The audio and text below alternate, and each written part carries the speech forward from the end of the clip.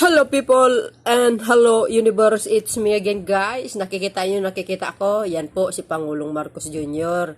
Yan, katatapos lang ng isolation niya. 'Di ba? Na-isolated yan guys ng 5 days kasi nga nagkasakit. O tingnan nyo, siguro naramdaman niya mabilis ang kanyang paggaling. Yun, pumunta sa Pasig, Iloilo. Nakita nyo yung mga yan, no? Mga kuliglig ba yan? Yung mga makinarya. Para sa mga magsasaka, namigay na naman ng Pangulo, mga kababayan. Hindi lang po nagbigay ng mga makinarya, mga treaser, ang dami pa. Hindi po nawawala ang titulo ng lupa through agrarian reform. Ayan, nandiyan po si Secretary Estrella, Assistant to the President, Secretary Lagdamio. Ayan, may treaser pa. Saan kayo makakita niyan? Si Pangulong Marcos Jr. hindi nagmamask. Ayan.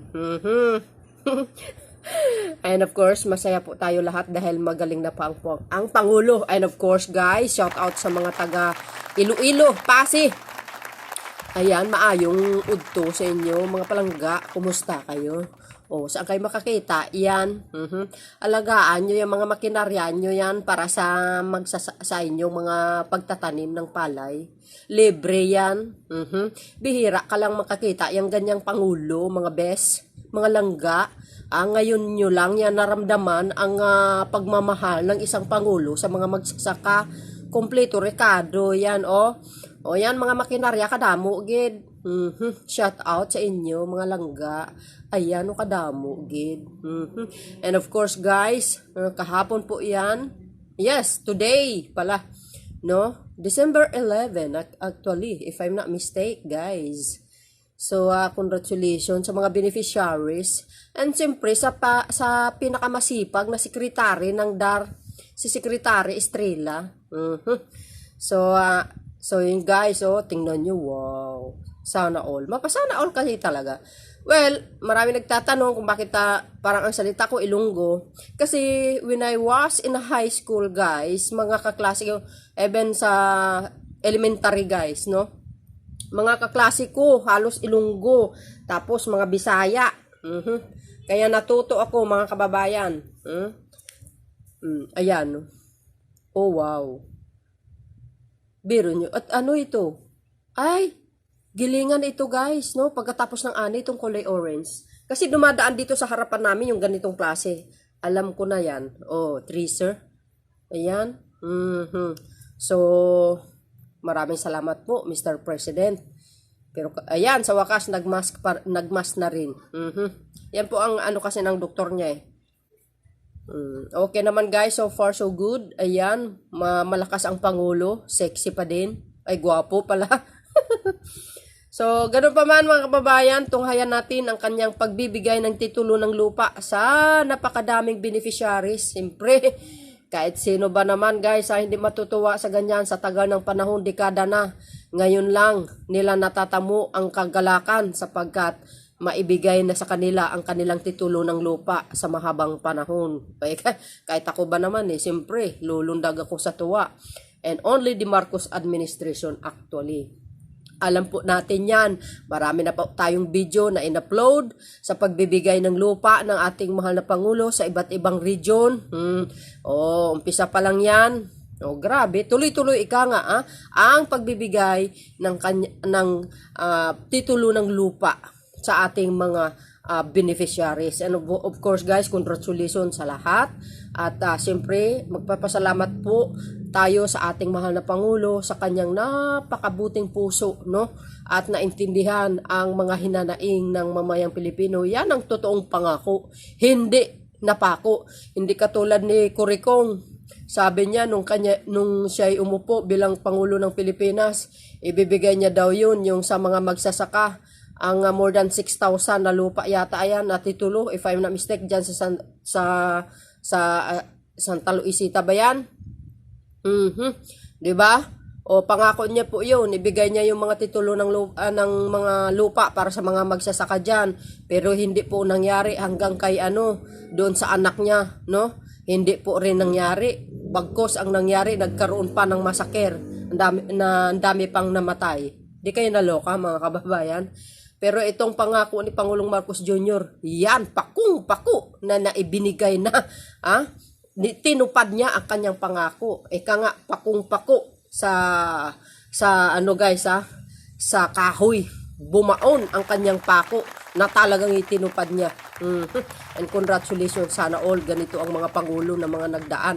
So hindi sana ganito nagsasuffer mga Pilipino, no? Kung maganda ang patakbo, wow. Wow na wow. Sana marami pang katulad ni Pangulong Marcos Jr. Sa kabila ng mga ginagawa niyang kabutihan, ang dami pa ring bumutikos. O, di ba? Pero hindi nila tinitingnan yung mga kanilang pinuno dati, mga buplaks, walang nagawa, palpak ang pamumuno. Lalo na yung mga tabako diyan, kaloka. Walang alam kung ibinta dito, ibinta doon. Ito guys, sa totoo lang, real talk. Ito yung totoong makabayan, no? Makabansa, makamasa. Ito si Pangulong Marcos Jr. Walang inatupag kundi magbigay ng magbigay. Bakit kaya ganun, ano? Kasi marami akong nakikitang mga past president, parang walang ganitong klaseng pagbibigay ng lupa, pagbibigay ng mga mga makinarya. Alam niyo yung mga makinarya, ang mamahal kaya yan? Well, base sa aking research, si Pangulong Marcos Jr., no, kahit hindi na sa senador, pero tuloy-tuloy pa rin ang pagbibigay niya. I-search nyo yung kanyang website at saka yung kanyang page. Makikita nyo, scroll niya. Nung siya po ay nagiging non-government employers pa. Ibig sabihin, hindi na siya senador, wala na po siyang pwesto. Nako, tuloy-tuloy ang pamimigay niya. Kaya pinagpala ng Panginoon. Ang blessing talaga. Ayan, nilagay ng Panginoon bilang Pangulo ng Pilipinas. Siyempre sabi ni Lord, itong tao na ito karapat dapat umupo kasi nung that time na hindi pa siya naging, nung wala na siyang pwesto sa gobyerno, o hindi na siya naging senador, hindi na po siya mambabatas, and daming nagagawa. Why not hindi ko ilalagay sa Malacanang? Kaya yan, nilagay. Well, blessing po natin itong Pangulo na ito. Maraming salamat po sa kanya. Buong buhay po natin aalalahanin yung kanyang legacy bilang isang Marcos, na galing sa isang Marcos.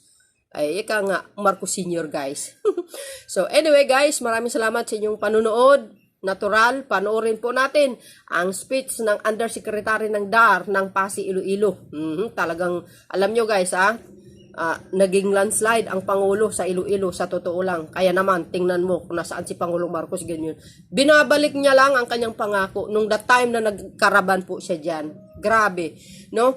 So, well, alam po natin dahil nasubaybayin po natin yan. So, anyway guys, panoorin nyo. See you again guys on my next upload videos. Bye and baboos.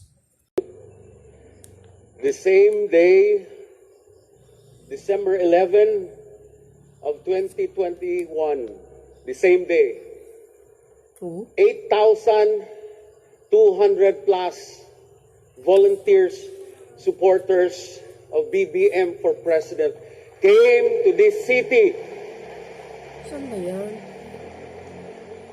marched and caravan Yes. from the boundary of Iloilo City, 43 kilometers, Ay, 625 vehicles from Capiz, Aklan, Antique, and Iloilo, sa Iloilo. caravan to Pasig City on this exact day of December 11, 2021. Wow. Ay, sa Iloilo yan pala, guys. Ayan, shout out sa mga taga Mr. Iloilo. President, the people who started all of this the day after you have filed your candidacy, October 7 of 2021, have laid down their blueprints. They are here with us, not all of them, just a few of them, but the ones who really sat down with us is here with us today. I'd like to recognize Virma Yasa Apostol. Of course, Manong Jun Sigusio is the wife, Ellie, of course, and the rest of the group Oo who nga, guys. initiated Iloilo. the caravan and the march. Sa Iloilo pala yan. It was against all odds, Mr. President. It was no joke. 10 hours ago, There guys. are only probably 1% of elected official who stood the ground.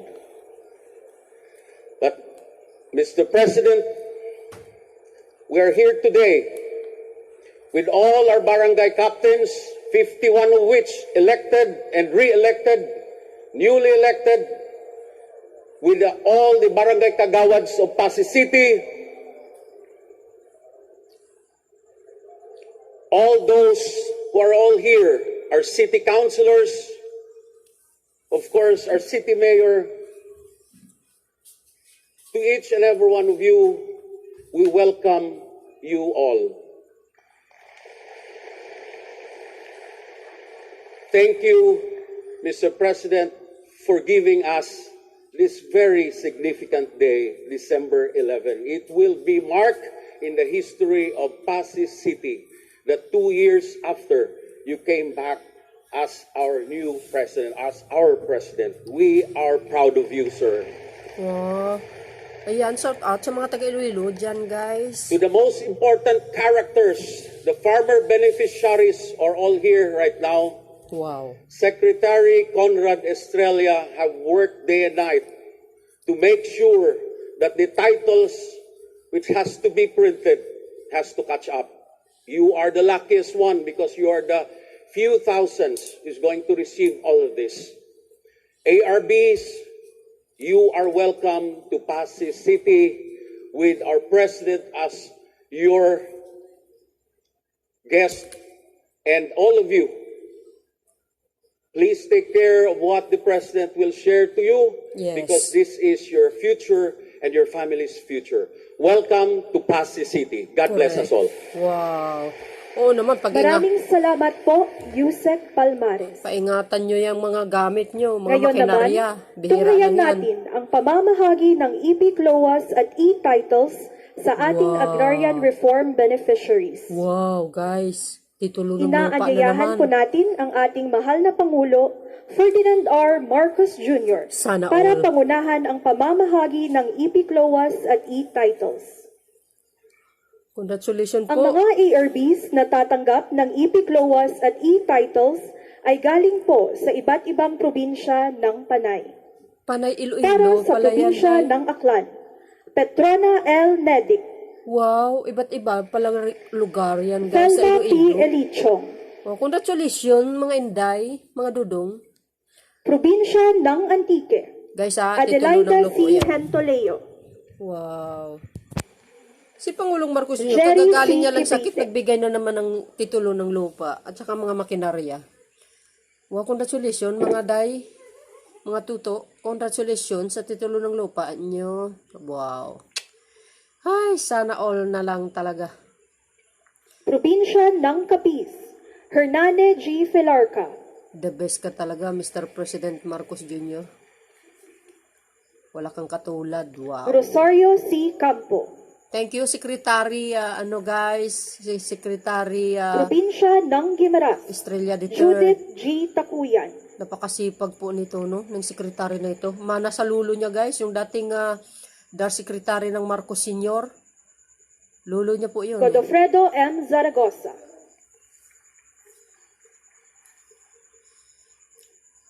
Bakit walang ganyan yung mga past administration, ano?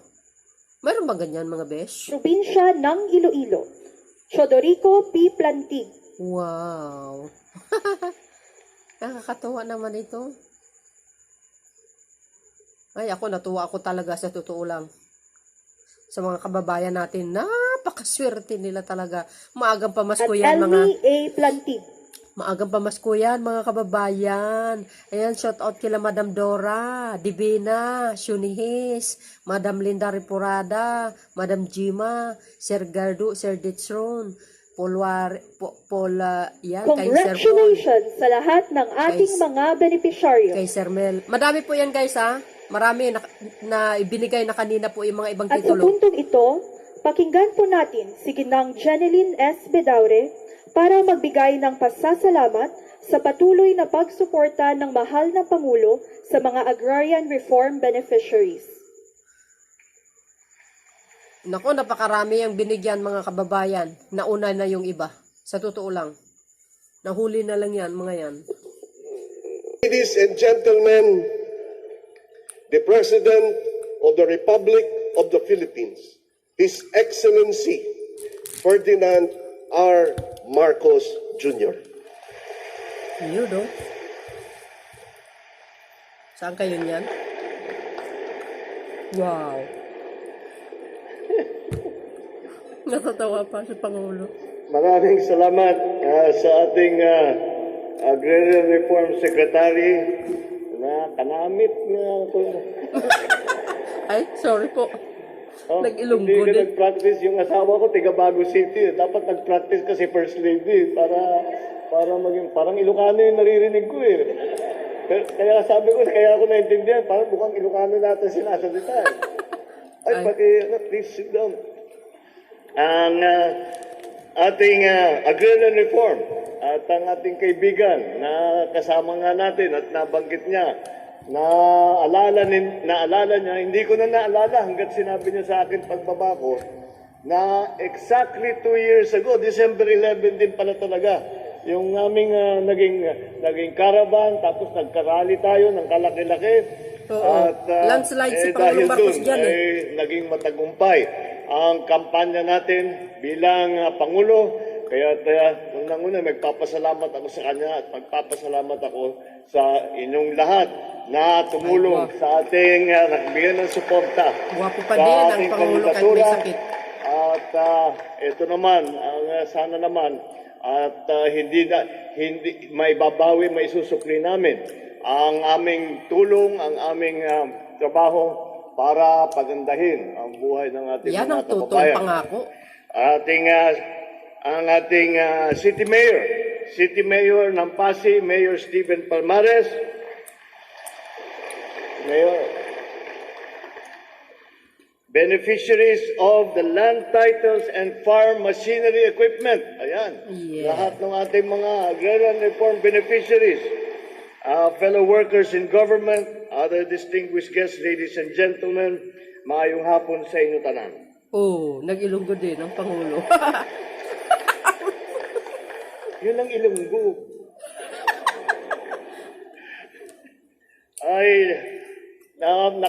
kami ni Secretary Conrad ay talagang tuwan-tuwa kami na magawa namin ito dahil hindi nyo na itatanong, baka maalala ninyo na ang Land Reform Program ay sinimulan ng aming mga ninuno, ang aking ama at ang kanyang lolo, na Yes. siya rin naging Agrarian Reform Secretary for Agrarian Masipag Reform. po yun daw. At yun, at that time, yun ay bagong departamento. Wala namang Agrarian Reform Department bago ng panahon ng aking ama. Ang unang batas na ginawa ng aking ama ay ang Agrarian Reform. Dahil sa buong buhay niya, yun ang lagi niyang sinasabi na hindi tama na ang ating mga magsasaka na pinaghihirapan at nagtatrabaho na taon-taon na wala naman silang lupa. Kaya ang agrarian reform ay naging priority ng administrasyon ng Marcos at ngayon na may administrasyong Marcos ulit, naging priority ulit ang agrarian reform beneficiaries at ang pagbigay ng mga titulo at ng tulong at suporta. Alam niyo po, ang agrarian reform, hindi lamang po yan dahil hindi lamang pagbibigay ng titulo. Meron din kasama dyan sa Agrarian Reform Program yung tinatawag na support. So, hindi lamang yung pagbigay ng titulo, hindi lang pagbigay ng CLOA, kung hindi ang pagbigay ng, kagaya ng nakikita natin sa labas, yung mga farm machineries, yung mga iba't ibang gamit upang pagandahin ang ani ng ating mga magsasaka. Kaya naman po, hindi siguro naming akalain na abutin ng ganito katagal. Ngunit, umabot na nga ng ganitong katagal, kaya naman kami ay minamadali namin at ginagawa namin ang lahat upang ang Land Reform Program ay matapos sa administrasyon ko at lahat ng may hawak na CLOA, lahat ng may hawak na dapat at beneficiary, na nakalista as beneficiary, ay mabigyan ng titulo at mabigyan ng suporta ng ating Agrarian Reform, ang Agrarian Reform Department at saka ang Department of Agriculture. Lahat na po ng iba't ibang departamento ay pinagsama-sama natin para tulungan ang ating agrarian reform beneficiaries. Kaya kami, tuwan-tuwa kami pagpunta namin dito na marami na kaming nagawa, marami na kaming nabigyan ng titulo at patuloy ang proseso sa pagbigay na para sa ating mga farmer, para pagbigay ng suporta sa ating mga farmer, hindi lamang dito sa Region 6, kung hindi, sa buong Pilipinas. Dahil nga naman, kailangan natin kilalanin na kailangan natin hindi natin makakalimutan na lahat naman kayo ay pinaghihirapan talaga ninyo ang maging pagsasaka, pag-aalaga sa inyong mga lupa para sa pagpakain ng buong Pilipinas. The distribution of more than 2,900 hectares of land Wow. to more than 2,000 beneficiaries here in Western Visayas today is in the pursuit of agrarian reform in our country. In the same manner, ito nga yung aking sinasabi, ang pag-deliver ng mga fertilizer, ng mga makinarya, mga facilities ay makakatulong upang makamtan natin ang ating hinahanap at ang ating pinapangarap na magandang kinabukasan para sa ating mga magsasaka, para sa ating mga sinasaka, at para sa mga susunod na henerasyon. With the distribution of these titles in Western Visayas in other areas, we are set to exceed our nationwide target for land distribution for the year 2023. So, para sa akin, ito na ang pinakamagandang Christmas gift para sa ating lahat. Wow. Merry Christmas po sa lahat, sa mga Ilonggo, sa taga-Iloilo, yan. Para ituloy ang ating nagawa na dito sa agrarian reform, I ask the DAR to complete the distribution of lands to their deserving owners while collaborating with all the agencies of government to support our beneficiaries in anything that they might need. So to those who will be receiving their titles today, who have received their titles today, I urge you na pagbutihan ninyo at pagsamantalahan ninyo na mabuti itong magandang pagkakataon na naibigay namin sa inyo dahil nga sa pagbigay ng titulo. Habang kayo ay patuloy na nagsisikap, hindi rin kami titigil sa gobyerno na gagawa ng mga hakbang upang sa ikauunlad ninyo. Mga hakbang upang palakasin, pagyamanin, at pagtibayin ang inyong kabuhayan. Nang makayanan nating makatulong sa iba pang mga Pilipino at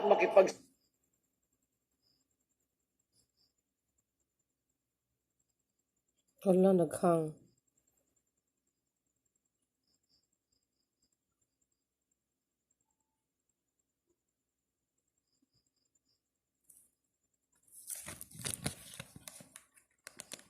sa ekonomiya ng ibang mga bansa.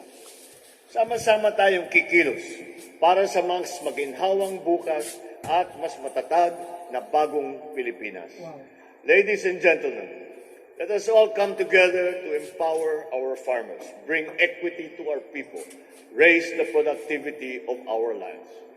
We will continue to pursue food security, economic prosperity for the present and succeeding generations. With all of us united in this goal, basta tayo'y nagkaisa, ito yung ating sinisigaw sa kampanya. Hindi lang po yan, yung pagkakaisa na ating isinigaw sa kampanya ay hindi lamang yung campaign slogan. Yan po ay tapat na aming paniniwala. Upang maging magandang patakbo ng Pilipinas, kailangan sabay-sabay tayong mga Pilipinong nagtutulungan upang maramdaman naman ng kahit na lahat ng Pilipino, kahit saan man sila, pati yung nasa abroad, maramdaman nila ang pagpaganda ng ating kabuhayan. So let us continue to work. Let us continue to support our farmers. The farmers have done their part. It is now up to us in the government to do our part. Ginawa na nila. Sila ay nagsisikap ilang taon na, ilang dekada na yung iba. At wala na kaming sa aming palagay ay walang pagkukulang ang inyong trabaho, ang inyong sipag, at ang inyong dedikasyon para sa pagsasaka. Kaya't na ngayon, kami naman sa pamahalaan ay gagawin ang lahat upang pagandahin ang inyong hanap buhay, upang pagandahin ang sitwasyon ng ating mga magsasaka. Para mabigyan naman tayo. Dahil po, tayo ay humaharap ngayon sa problema ng tinatawag na food supply, ang pagpakain ng ating mga kababayan. Napakahalaga ang bahagi ng ating mga magsasaka upang makamtan natin ang masasabi natin sufficient food supply sa presyo na kayang bilhin ng ating mga consumer, lahat ating mga kababayan. Ngunit hindi namin makakalimutan na kailangan din na maganda ang hanap buhay ng ating mga magsasaka. Kung tayo'y magkaisa at patuloy natin na isulong ang programa ng agrarian reform, then we can say that every Filipino will begin to live a meaningful and dignified life. Mabuhay tayong lahat, mabuhay ang mga agrarian reform beneficiaries, mabuhay ang Region 6. Maraming salamat sa inyong lahat. Magandang hapon po. Maraming salamat po, mahal na Pangulo. Sa pagkakataong ito, inaanyayahan po namin ang ating mahal na Pangulo para sa isang group picture kasama ang So guys, napanood nyo yan? Di ba? Congratulations sa ating mga kababayan dyan sa Iloilo. Lalo sa mga beneficiaries matagal. Sa wakas, sa Marcos administration lang kayo makatanggap ng titulo ng lupa.